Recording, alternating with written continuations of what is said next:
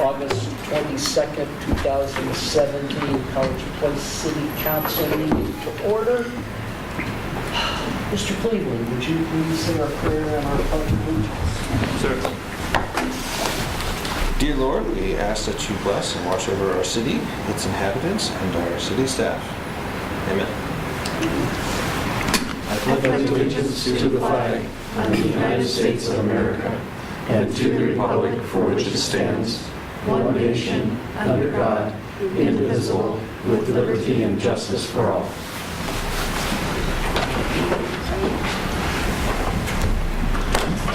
It's now our period for public comment. Anyone wishing to speak to the College Place City Council, please step forward to the microphone and state your name and address.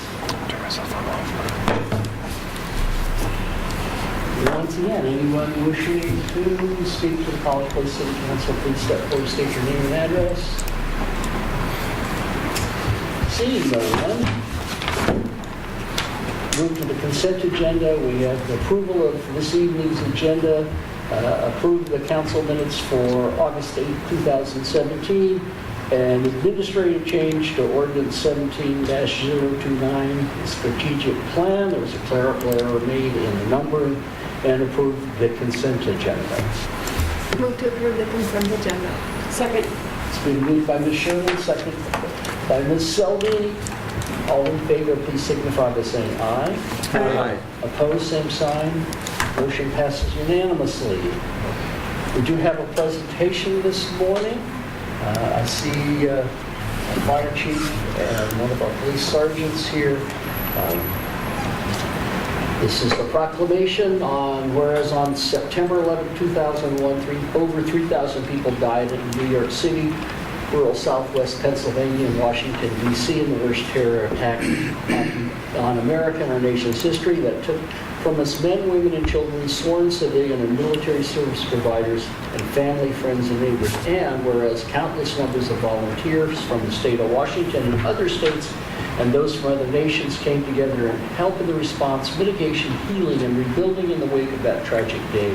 And whereas by joint resolution approved December 18, 2001, the United States Congress designated September 11th of each year as Patriot Day, and by Public Law 111-13, approved April 21st, 2009, designated the observance of September 11th annually as a recognized National Day of Service and Remembrance. And whereas the National Day of Service and Remembrance is an opportunity to salute the heroes of 9/11, recapture the spirit of unity and compassion that inspired our nation following the attacks, and rededicate ourselves to sustain service to our communities. And whereas the city of College Place well reflects the values and traditions of a nation built to endure through the diversity of people, cultures, business, language, and vital connections between citizens, government, and our environment. And whereas the city of College Place continues to remember the sacrifices of all those lost on September 11, 2001, and the enduring sacrifices for family, friends, and comrades lost that day, and holds with honor their memories in our hearts and prayers. And whereas the city of College Place leads by example to model how a community stands tall together and move towards a better, stronger future, our firefighters, police officers, and other first responders stand ready to provide for our safety.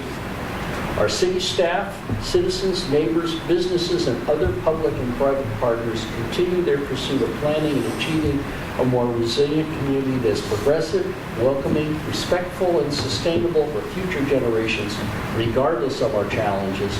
And whereas the city of College Place continue to honor the memory of those lost and recognize the service of all men and women whose mission is to protect us, I therefore Harvey R. Crowder, on behalf of the City Council of the Citizens of College Place, do hereby join in proclaiming September 11, 2017 as Patriot Day and a National Day of Service and Remembrance. In witness thereof, I have hereto set my hand and caused the seal of the City of College Place, Washington, to be affixed this 22nd day of August, 2017. Could I have both our fire and police representatives step forward?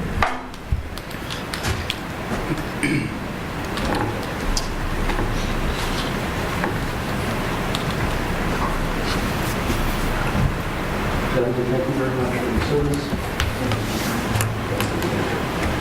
Okay, we're going to turn around here and do it this way.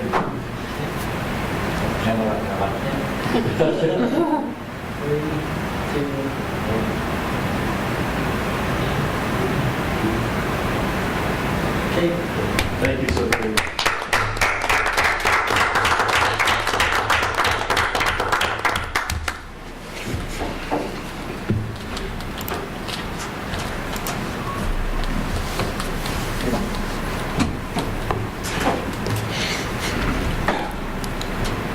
Ms. Kilgore, water project financing.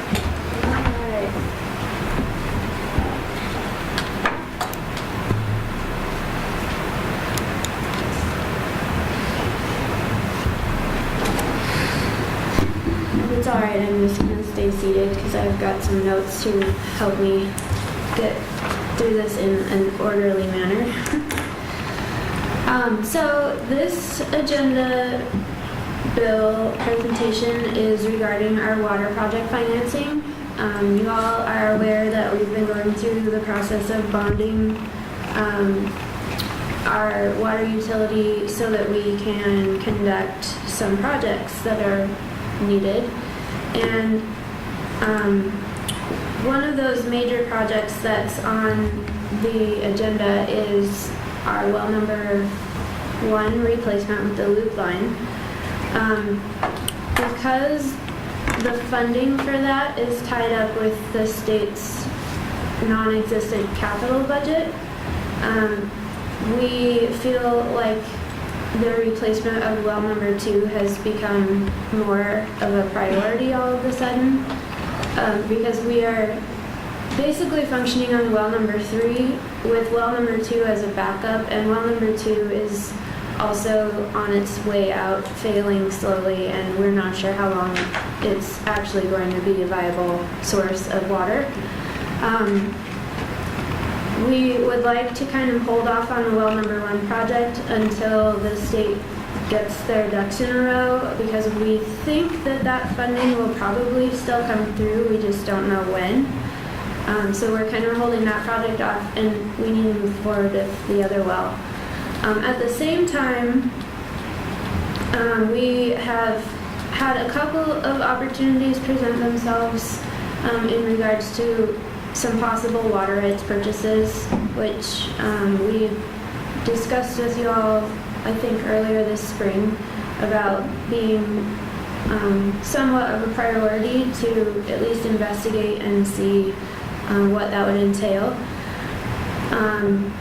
We also have our C Street project on the schedule for possible construction next year, and there is a substantial investment in water infrastructure in that project, which is unfunded by grant money. So you can see there's a lineup of projects that need to be done, and not only did our DOH funding for the well get held up with this state budget issue, but also we were not relying on the fact that we were going to receive a legislative appropriation, but we were hoping that we were going to receive a fairly large legislative appropriation towards our well projects. So that is also held up. All of this boils down to the fact that we need to find other sources of funding for the projects that we feel are imminent and we need to move forward with. And after doing quite a few calculations, I have figured out that I think our most viable source of funding right now would be to increase our bond amount that Community Bank is planning on issuing to us from $2 million to about $4.5 million. They have graciously agreed to do that at the same rate in term as they were going to loan the $2 million, which is 2.8% over 20 years fixed, with no prepayment penalty if we wish to do that. and a 12-month drawdown period. So it's very flexible financing at a really competitive rate. And they've agreed to go up to the $4.5 million if we need that. So I'm not going to go through the numbers in this chart. If you all read through and looked at it earlier in your packet, you'll see that it's basically a shifting of timelines of when revenue comes in and when certain projects are done. And it all sort of fleshes out. And the way that I have made room for the extra debt service and extra projects in the next 3 years on this chart is by pushing out the high priority line replacements and distribution facility replacements that we had budgeted for with our water rates. Those are items that, while they're very important, pushing them out another 3 to 4 years probably isn't going to make that much of a difference. So in order to accommodate the higher priority purchases, that is what I have done, and this shows basically a cash flow of how this all works together. So this was presented to Public Works Committee last week, so it has gone to a committee, and see if there's anything else I have here. This also, as we got into the ordinance, the drafting of the ordinance for our bond issuance, we discovered that in order to give Community Bank a primary lien position on their bonds, we need to refund our 2007 Whitman Drive bonds, which were jointly issued for both the water and sewer utility. And in order to give a water utility bond a primary lien position, we have to split the utilities back out on that other bond. And in order to do that, we're basically just planning to refund that existing amount, which is just a little over $500,000. So that is also included in the $4.5 million bond amount. It would cover refunding those bonds from 2007. So there's a lot of moving parts. If you guys have any questions, I'm happy to try to answer those or meet with you. I have a question. I'm wondering how this affects kind of our limit to how much money we can bond at this time. Like, are we pressed up pretty hard against that, or is there a little bit of a safety margin? Or? No, these are revenue bonds, so they're backed by the rate revenue, so they don't actually count towards our general obligation debt ceiling that we have. Okay. Lisa? I have a question. This would, however, delay the project to take care of Liberty Christian, correct? Because we want to wait for the grant that will Yes, come with that. the water consolidation of Christ Community Fellowship would be part of the Well Number 1 and Loop Line project that we are sort of putting on hold until the state works out their capital budget. If we fund that in any way, if we provide water to them in any way prior to that funding coming through, we basically lose that funding, and half of that is forgivable, so we would be losing over $2 million worth of forgiven debt if we did that. So, do we need a motion for this, or? I don't This is think informational. so. I think I just need guidance to make sure you guys are comfortable with me bringing back an ordinance written in the $4.5 million amount and working with Community Bank on the details of that in the contract. Mr. Peterson? So going up to the 4.5, you're saying that does not count against the ratio. What is the limit? I mean, how high can you go? I think as long as the rates are covering the debt service, I don't believe there is a limit on revenue bonds. It's on general obligation. What's that? There's a limit on general obligation bonds. not on revenue Because bonds. those come out, general obligation bonds As come long out as- of the main Right. budget of the city, whereas a revenue bond is covered, the debt service on a revenue bond is covered by the rates charged for the utility service. To the customers. Mr. Dickerson? So if we approve the bond for 4.5 million, would it be subject to a specific project, or could it be used in kind of a multi-use? The way that we have presented it to the bank and to our bond council is that it would be used to cover a combination of well number 2, C Street infrastructure, and water rights purchases.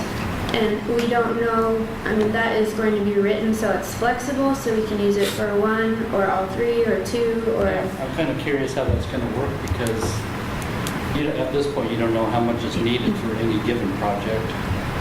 Well, we have pretty good estimates on the infrastructure projects as far as, I mean, we have design estimates on So those. how's that split up? The 4.5 million? Well, I mean, it's laid out in this chart, so the well number, let's see. Well number 1 will not be funded through this. Well number 2 is 2.6 million. C Street is 570,000. We're figuring on about $1.5 million on the water rights. And that right there, plus the refunding of the 2007 bonds, totals the 4.5. Ms. Selby and then Mr. Peters. Well, I have a couple of suggestions. I think, given especially the fact that we have a 12-month drawdown and no prepayment penalty, I think that flexibility will work well for us. So I definitely recommend that we do this.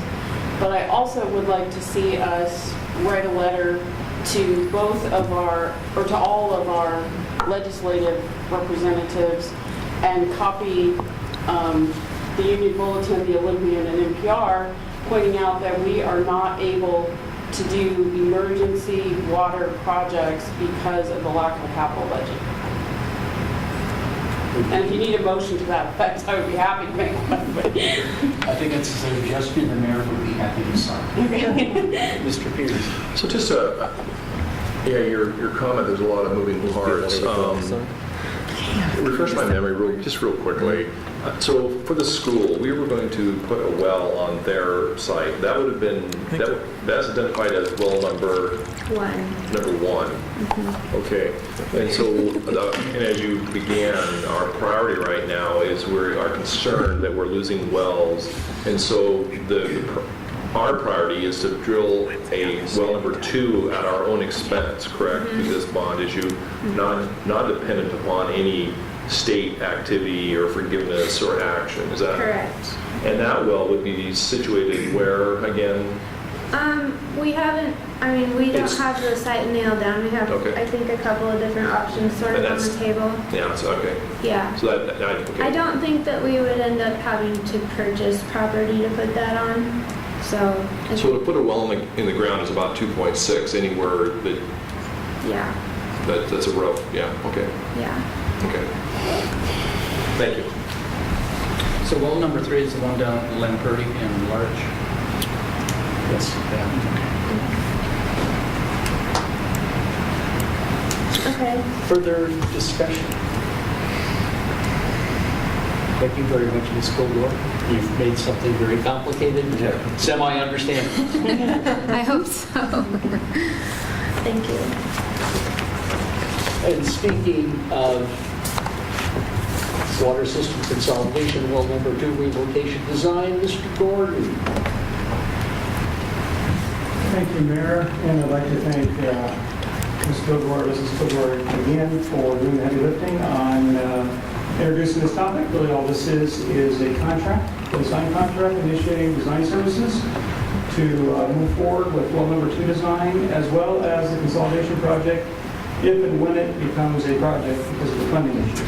So we really just had 2 folks submit for this particular design contract. Anderson, Gary, and RH2, both very good submittals, very good proposals, both very well qualified with Giddy Edge, RH2. And we have a contract that's 34 due. We've talked with our city attorney, and she reviewed the contract, and we're confident that the current contract gives us enough flexibility so that as we march down the well number 2 design, if we come up against something we have to change or make changes to the scope, or if something breaks loose on the consolidation project, or we have to modify that, we have enough flexibility in the current contract to accommodate that. So that was important because there are a lot of moving parts here. I'm not exactly sure how it's all going to play out. But the intent is directly after this meeting, if you folks approve this contract, is to, not tonight, but next week, meet with RH2 and begin the process of design on well number 2. So I think the motion is there on your agenda, Bill, and it's there for you to consider. Questions for Mr. Wood?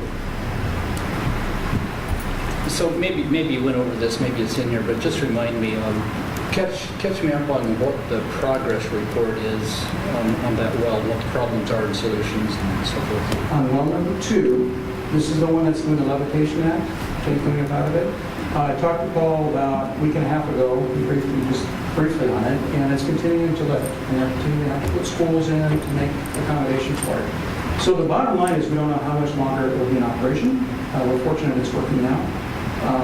But if we're to lose it, that's an issue. The real issue is we need some redundancy for well number 3. We can kind of load through with well number 3, but if we never lose that. Yeah, my question is, have you had professional analysis and problem solving and suggestions for fixing? Absolutely. We went out to contract with that. We had Keller Associates look at it. Yeah. And in fact, they're one of the partners on the RH2 contract. Right. And they basically came up and made the recommendation to move it. To what? To move the well and get to another site. So it's not fixable? It could be fixed. How long it would work for how, we don't know. The difficulty is we're not able to get the wellhead back in, the pumps back in, and the impellers without getting bound again. So we'll take a chance with that part. We could maybe try that, but it's about $40,000 to $50,000 an attempt. And given the geotechnical situation down there, they just recommend you better go get yourself a new one. That's In addition to the lifting, the well shaft is bent. yes, yeah. And so they're shaft recommending itself- a new site? What's that? Are they recommending another site? Yes, they are. So get off of that site? Right. And there's some advantages to that. Right now, it's kind of in the middle of town. We can get it out a little ways, we have a little bit more room. On 6th Street? Yeah. That's right. Ms. Sullivan? I would like to make a motion that we defer moving forward with the water system consolidation project until such time as the drinking water state revolving funds are available, and authorize the city administrator to execute the agreement for engineering design services with RH2 Engineering for $996,995 with a 10% contingency for a not to exceed total amount of $1,096,695. Second. It's been moved by Ms. Selby, seconded by Mr. Peterson. Any further discussion? Seeing none, all in favor, please signify by saying aye. Aye. Opposed, same sign. Motion passes unanimously. Vacant property registration form, please. Mr. Gustavo. Thank you, Mayor. This just assigns a fee to the vacant property registration. This is for homes basically being foreclosed and having to pay a fee basically for police to check on it. This is already in the municipal code for the nuisances. It's just when the fee schedule was incorporated for this, it was an erroneous error on our part of not including the fees in with that. So as you see here in the form that's attached, $25 for residential, $50 for commercial or industrial. And it's just essentially setting the respective fee for this. And several other communities in the state of Washington and all over the U.S. do this. Questions for Mr. Isabella? Mr. Dickerson. I had to look up the definition in the code, for vacant building to see what we were concerned with. And so convince me and guarantee me that we're not concerned with people who leave their house vacant for the winter and go south. Yeah. I mean, the whole premise behind this was basically the homes that basically had reverted through foreclosure to the banks. The banks aren't really taking care of it at all. And it's basically a way to keep track of them in essence, and to encourage them to either flip the house, come up with some sort of game plan for maintenance. That in communities that don't do this, typically the banks don't really care as much. I can definitely attest to that firsthand because where I was previously in the south suburbs of Chicago, if you didn't have one of these, good luck dealing with the banks. And we developed model ordinances to basically help in that regard. And the banks did start to care and track and try to flip the home. So that's the premise. So just for the record, unoccupied, unattended, and not actively used doesn't apply to people that are on leave. The premise behind this was really the foreclosed buildings and basically buildings being obtained by banks and things like that. That was the intent. So our definition of unoccupied is people moved out, not people went on vacation for an extended period of time. Yeah. Well, we don't have a definition for unoccupied, do we? I thought we did in the, but I mean, that's how we're using it. Yeah. It's not in the code. It's not in the code, but I mean, that's how we're using it. And I mean, that's like the dictionary definition of unoccupied. Yeah. Your stuff is there. It's you're good to clarify occupying. these things and get them on the record. Yeah. And definitely, if there is concern about that, I can have Troy amend that. What I don't want to see is somebody comes back and was a month late and didn't get up here in time to mow their lawn, cut the brush, and all the other things that the code, nuisance code covers. And then they'll be billed for some back, money that they didn't pay for their permits and so forth, just because they were gone the next month. Yeah, the whole premise behind this was basically just the bigger national banks that don't really care, and then you have an issue. Okay. I think it's clear. I understand. Thank you. Mr. Peters. Mike, do you know, just approximately, how many houses or homes do you have like this already? Rough number's good. Right now, I would say roughly around 10 or so. Okay. Yeah. Okay. Further questions?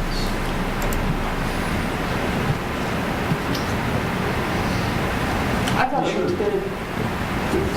I was just going to make a motion to accept the vacant property farm and fees associated with ordinance 17-019, 8.24.060 vacant property registration. Second. It's been moved by Ms. Schertz, seconded by Ms. Selby. Any further discussion? Seeing none, all in favor, please signify by saying aye. Aye. Opposed, same sign. Motion passes unanimously. Mr. Rizzatello. I will try. Code update. I will try to provide as much of an overview on this as I can as far as the nuts and bolts. If you have any concerns, please call, email Troy on this. Really, the premise of this is that it's been some time since the criminal code was updated, and there's been some communities in the area, such as the city of Granger, where there were some recent RCWs that were quoted, and then court cases were thrown out because of that technicality. So this is just making sure that all of our criminal code jives with what currently exists. It's quite extensive. It borrows from an update that was done over in Mount Vernon, and then Thello and a couple of other areas have dabbled in this regard. So please look it over. I'll answer any questions. Troy would definitely be more knowledgeable on that front. Questions for Mr. Rizzatello? See, Ms. Selby. I looked, and I just want to make sure I didn't miss anything. It looked to me like everything that we were changing is pulling in RCW, right? Yeah. I didn't see anything other than that. All of it was referencing RCWs that have changed, and also hyperlinking it. Some of them were accidentally covered in Mount Vernon, but we'll adjust that. Yeah, so I just wanted to double check. Any further discussion? Seeing none. Mr. Rizzatello, Community Gateway signage. Thank you, Mayor. So the wayfinding signage for vehicular directionals was approved the last meeting. WASDOT is still going back and forth on vehicular signage for the state highway, but that is moving. The one element that they did approve, however, was the concept of welcome signs. For the welcome signs, really should be a higher quality material because you are welcoming folks to the community, and the attached sign actually came from that regional wayfinding plan that was done a few years back. And since there's a more limited quantity of these signs that would go around, and with the cost savings of the vehicular directionals, we could fit this in within the wayfinding budget. So really a question before you is, do you like how this looks? Are there any suggestions with the sign? Ms. Selby? I just have two questions/comments. One, to me, it looks like the welcome and the line under it are kind of blending together a little too much. And I couldn't tell if that was just because it was so small, but I think there needs to be a little bit of separation between those two. And then I would throw this out for discussion because in my own head, I've not been able to come up with an answer. I keep going back and forth whether it should be welcome College Place or welcome to College Place. I feel like welcome to personally. I can argue that side or I can argue the other side. Well, I don't think we should make it a matter of who can make the strongest argument, but what makes more sense for, really punctual I punctuation. like the complete sentence. Yeah. Okay. Maybe we've gone over this, and I do remember there was a graphic from last meeting where they were showing a location, different signs. Where are we intending to put these exactly? That is on the agenda bill section of this. So basically, College Avenue near Blaylock, C Street in Myra over by Banner Bank, 12th and Myra over by the Bob Ruger property, the northwest corner of Myra Road and State Route 125, and then the northeast corner of College Avenue and State Route 125. Okay. So Mike, the question with the state is the placement of these out on the, what is that? For these welcome signs, because this was part of that original regional wayfinding plan, as that's designed right now, that's already been permitted and ready to go. So they're actually cool with us putting that along State Route 125. The back and forth is on the vehicular directionals, and that's a moving target, but they're fine with the welcome signs. Mike, I'm sure we've discussed this, and I forgot, but so underneath the College Place, would there be, I'm sorry, would there be businesses listed underneath that, or is that sign as it is? Is that? That sign is as it is, yeah. Okay. So the business directional sign, though, we've talked about that. It was... so for inside the city as well as along State Route 125, it's naming the business areas by district. Okay. Thanks. Yeah. Thanks for reminding me. Yeah. Is this a front and back? Is welcome to College Place on both the front and back? It's basically welcome to College Place on the front portion. The back portion does have like unique coloring to it. It isn't just like a bland back. So. Do we want like a double side? It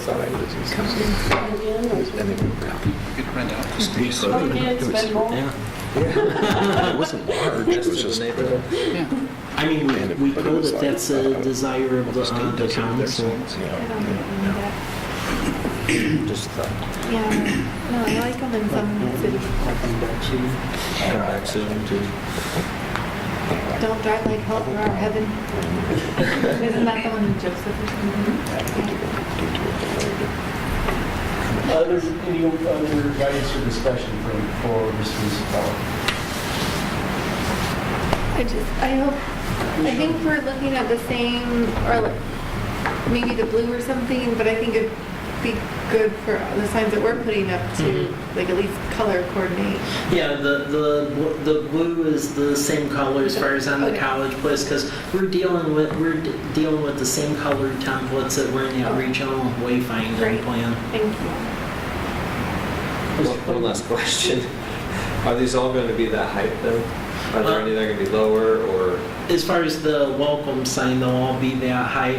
The vehicular directionals, we're working on that because it varies a little bit on the size of the messaging you have, so.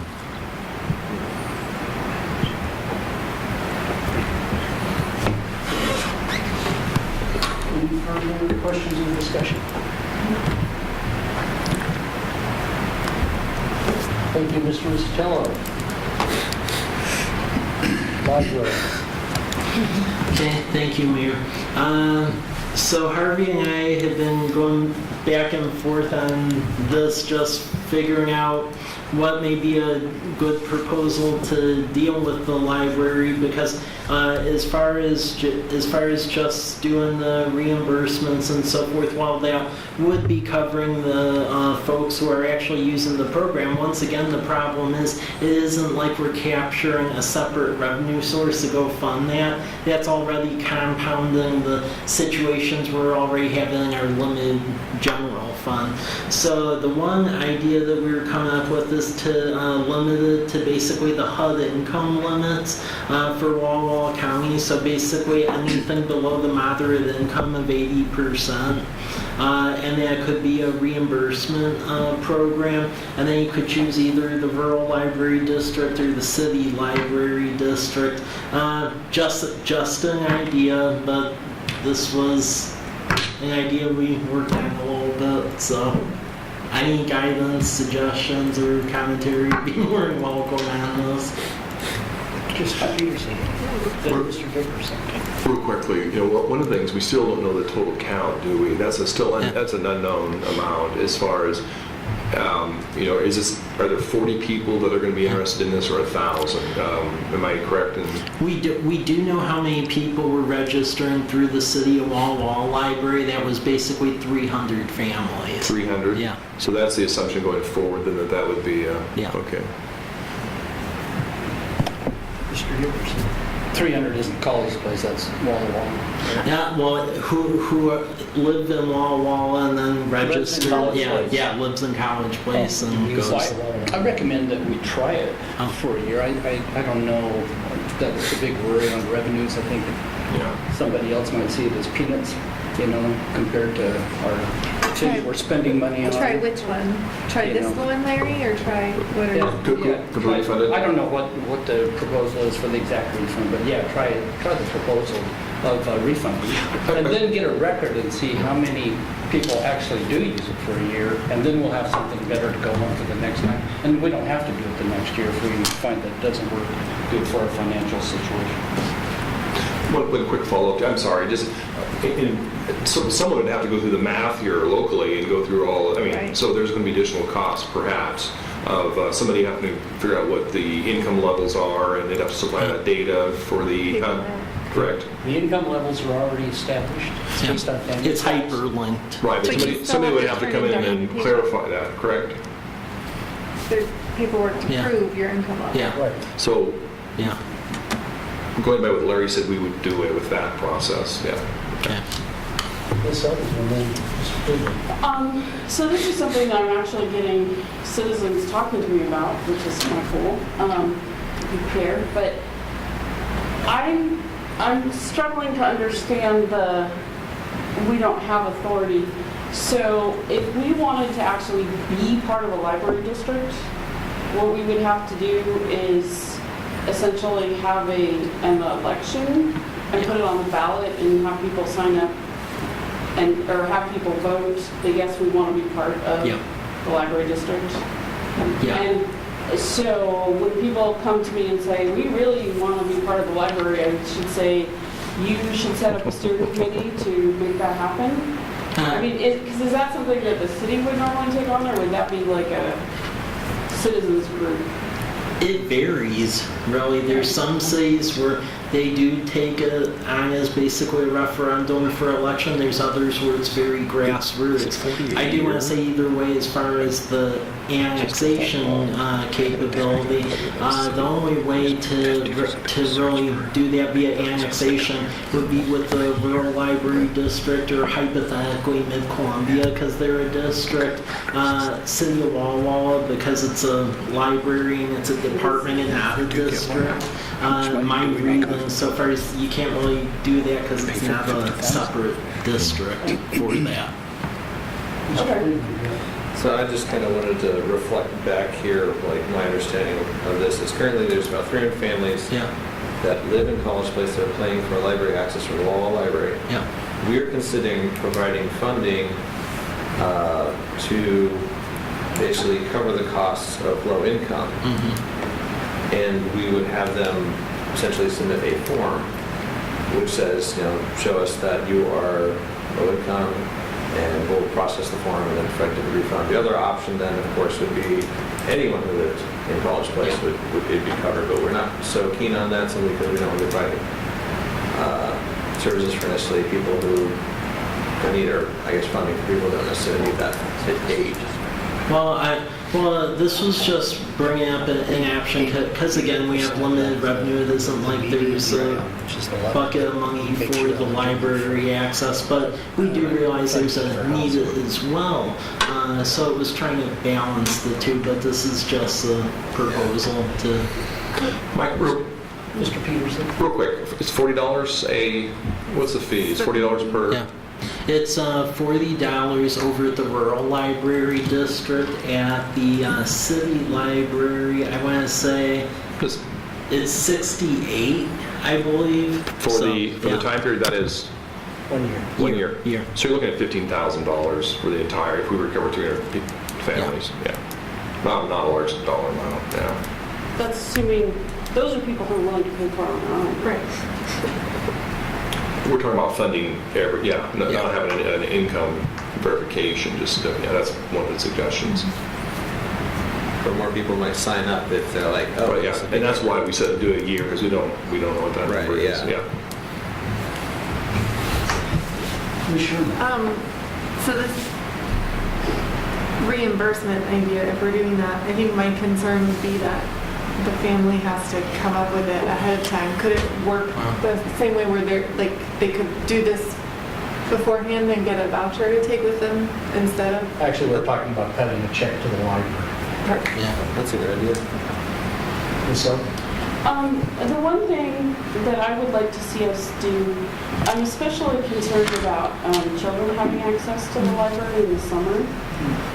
So I would really like to see us work with the school district that, to make sure that families know about this. And I would love to see if we could maybe help the, because in the school year, they have access to their school libraries. And in the summer, they have things where you can get hot lunch for kids. It'd be cool if we could work with City of Walla Walla and see if we could get free library in the summer for kids. Or something We like could this. use the school library in the summer. Because it's cold. Why? Because there's nobody, they don't pay the librarians. They're all summer. Or, we could have access to it. But, speaking as a kid who grew up in the middle of nowhere, the weekly trip to the library was a lifesaver. And I hate to think of kids that don't have access to that. Mr. Dickerson. Just one final thought, and that is keep in mind that it's kind of expected that small cities, and I could name them off, have some kind of community program.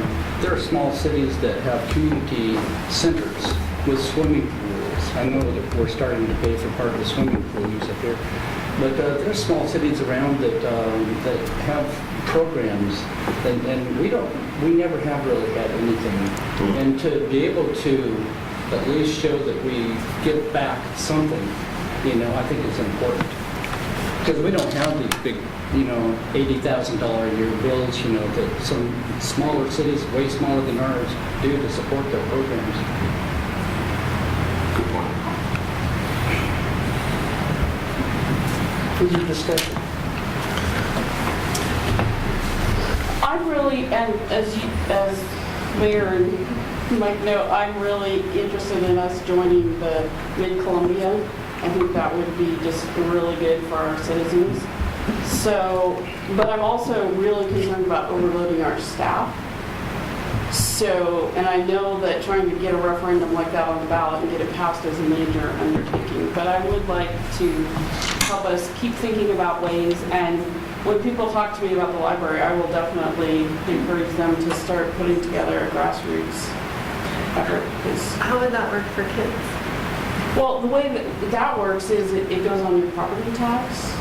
Right, but they still don't have a building to go to check out books. Well, if we were part of the system, then they would work with us to find at least a place where then you can put books on hold and they'll bring them over. So it could be as small as, a few cities have them as small as like one tiny room in their city hall. And so they don't have very many books in person, but you can put them on hold, and then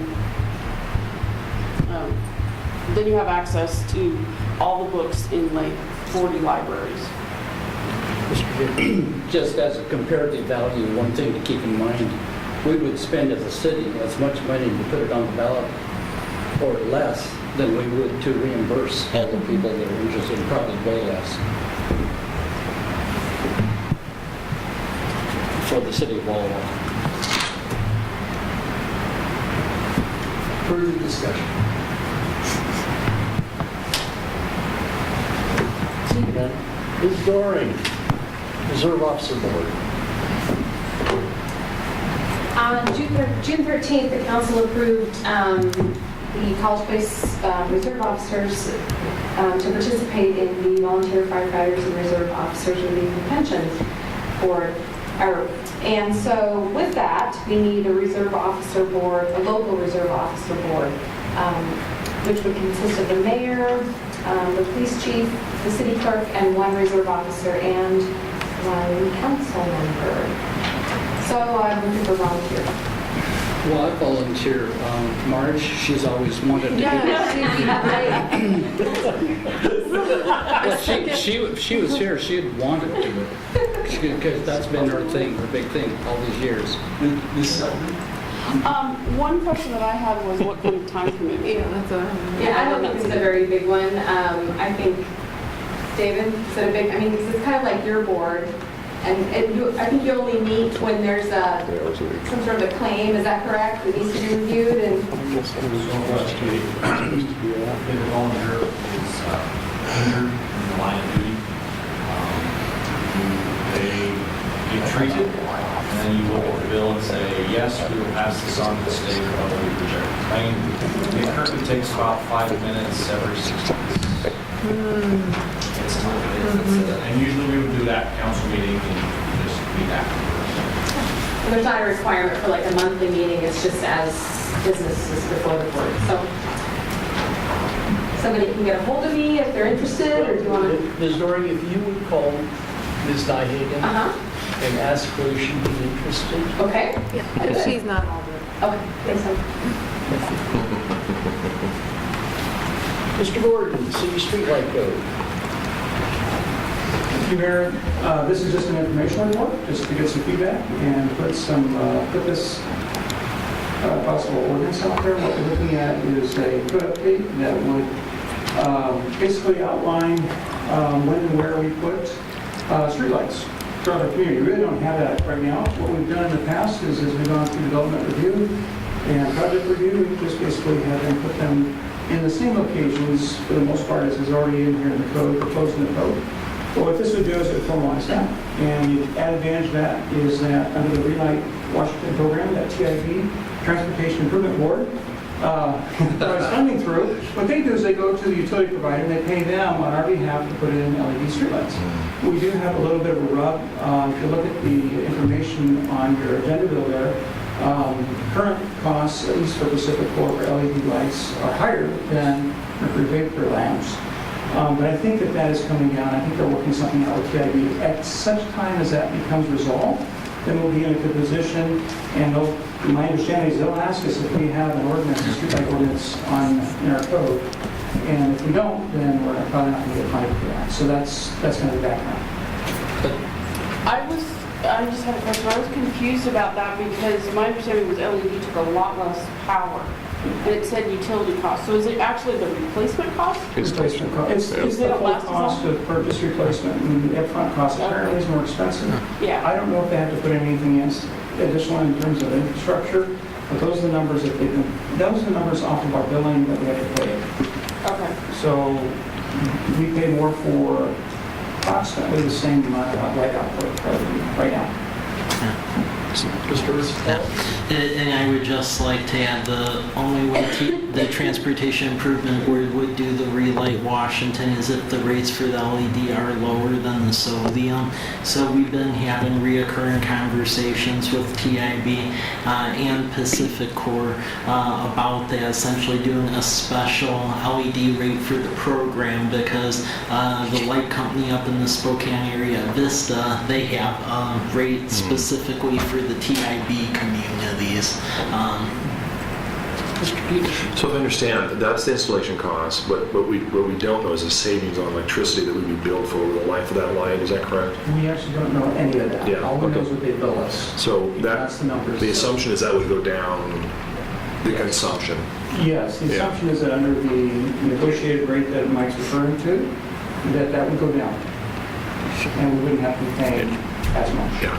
Mr. Dickerson. Surely there's information available somewhere on what the rate savings would be, and surely there's cities that have already tried this that can tell us how much we would save. Of course, you wouldn't have a best guess, but $45,000, could we possibly reasonably lower it to $35,000? Possibly. Really, this is TIB's program, and they've, in the past at least, negotiated directly with the power providers, and then they just offer it to the cities. So we've been letting them do the heavy lifting on this negotiation, and the last I talked to them, it's been some time, probably 7 or 8 months now, so it's been a while.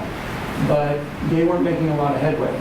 And so in terms of the actual amount of energy savings versus the installation costs, as we appreciated over time, they didn't have a lot of information. And I don't know why that is. We haven't gotten into it yet, I don't think. But Mike, maybe. Yeah, I mean, I can add a little bit to that. So when Relight Washington, the grant program was started, Vista Utilities and then the utility provider out on the I-5 corridor, they signed on immediately. And how it worked, because Colfax took advantage of it, is pretty much there were 2 agreements. Because TIB, per state statute, can't give money directly to a Vista, so it ended up weird, but pretty much we had a contract between the city and TIB, and then the city and the Vista, and then Colfax acted as a pass-through. And when the program started at Colfax, it was pretty much, hey, do you want LED lights and save money? And we're like, well, yeah, of course. So then we did that. Pacific Power is one of the last areas in the state who hasn't cooperated with the program. And I saw benefits we had in Colfax, so I've been trying to work with them to get the last donut hole in the state of Washington covered. That would help us out too. So. Any estimation on how much your power costs reduced when you went to the lights? At Colfax, it was about 30% reduction.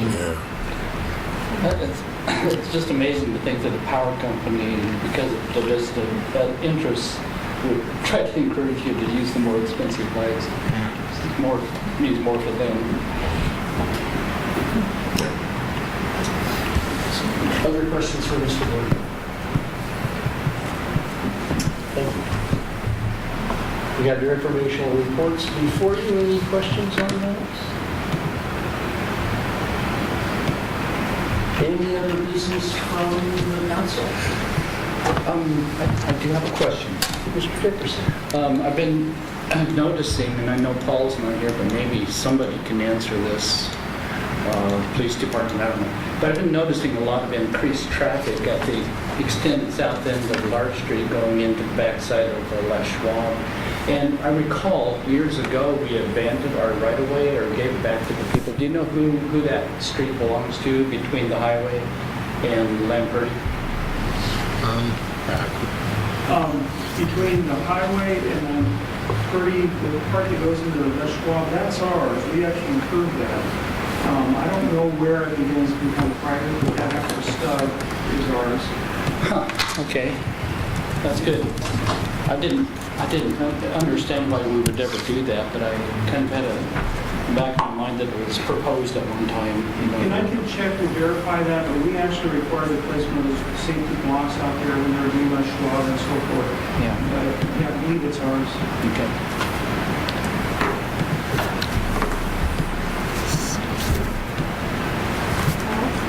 Yes. Other questions, comments? Business for the council? Mr. Dickerson. I'd just like to thank you for doing a good job, you and Mike. And it's wonderful the way you're running the meetings and the way you're giving us advanced agenda items to look at and so forth. Never in the history of the city has this ever been done. Mr. Rizzatello is truly a blessing. Oh, thank you. And thanks to all staff. Is there a motion to adjourn? So moved. So moved by Ms. Selby, is there a second? I'll second.